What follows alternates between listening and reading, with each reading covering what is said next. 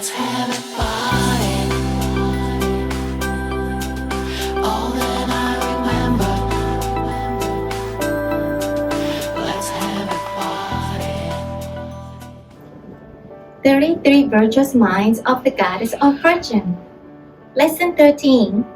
Good Listener. Sharing Lesson 12. Positive Mind. How did you feel when you worked on the previous lesson on positive mind? Beyond judgment. What is negative for you can be seen as positive if you look at it differently. The higher your ability to convert this, the less depressed you will be and the more positive you will always be. The more you can do this, the less depressed you will be and the more you will be able to see the good in others. What is a good listener? As the word suggests, a good listener is someone who is good at listening to what others have to say. A good listener is someone who not only listens, but also draws out the speaker's motivation and potential by simply listening. The person who is speaking also feels that he or she grows during the conversation. We want to meet again with someone who raises our ability and values. Many of us respect and consider as teachers those who help us discover our own potentials that we are not even aware of. Coaching is the field of this. A person who knows everything and has a listening technique is not a good listener. Even if you don't know new information, you can ask someone who does know to tell you more, or you can compliment them by saying, "That's great." This makes the speaker want to talk more and gives the good listener more and more information. For example, in sports, a high five after winning a game can motivate people and improve the next performance. In boxing, sparring, a coach can make a good noise on purpose to make the student feel like he's punching better and thus improve his performance. By making you feel stronger, you go beyond the limits. Being a good listener is also an ability to make others feel comfortable and to help them grow without even knowing it. Many people believe that the speaker has more influence than the listener, but in reality, the listener has the upper hand. Speakers are comfortable speaking when the audience is responsive, but they are discouraged when the audience is indifferent or booing.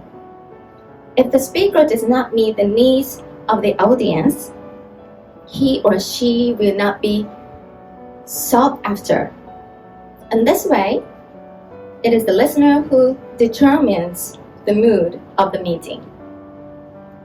And with just one way of listening, you can hear the essence of the other person. Even a small conversation can elicit ideas that you cannot even imagine.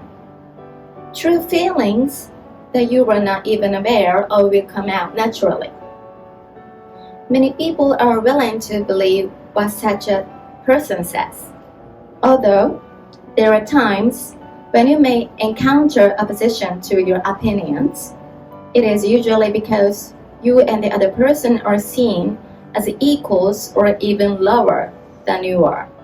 Repulsion occurs when you are perceived as a rival or when there is a clear hierarchical relationship. It is unlikely that you will rebel against someone you respect. It is only when there is a mutually respectful partnership rather than a one-up relationship that we are in a position to listen as equals. The person who realizes the importance of listening listens to the other person, forgives and understands, even if the other person rebuffs him or her, and ask deeper into the content of the conversation with a sense of curiosity. By listening patiently, we can grow together and nurture our partnership. Work. Ask quality questions that deepen the content. For example, aren't you tired today? Is a conversation then that can end with a yes, I guess so, in reply. If you love and want to get to know the other person deeply, you will be able to talk about whatever you want. Be a good listener by asking questions. Step 1. Do you listen to what the other person has to say? Or do you talk more? Step 2. Write down a list of questions you can ask your partner. You will probably have an idea of what you want to do. You must be aware that you are unconsciously engaging in the conditioned reflex conversation. Deepening the relationship means changing your conversational routine by having deeper conversations one day at a time, no matter how long you have been with your partner. We reach a deeper level by continuing to discover and understand the person we do not know. Press pause to do the work. Press play when work is finished.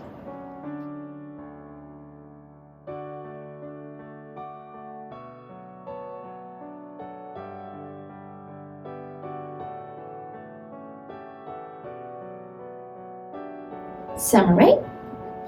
Now that you know what you are focusing on in the conversation, do you focus on yourself or on the other person? Is it you that the other person? Is it shallow or deep? You need to realize this. You will also realize how much you care about the other person. Partnerships.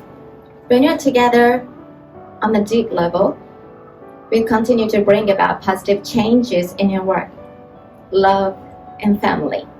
Understand more deeply than your partner what you love about the people you are close to and love, even if it is a topic you are not interested in.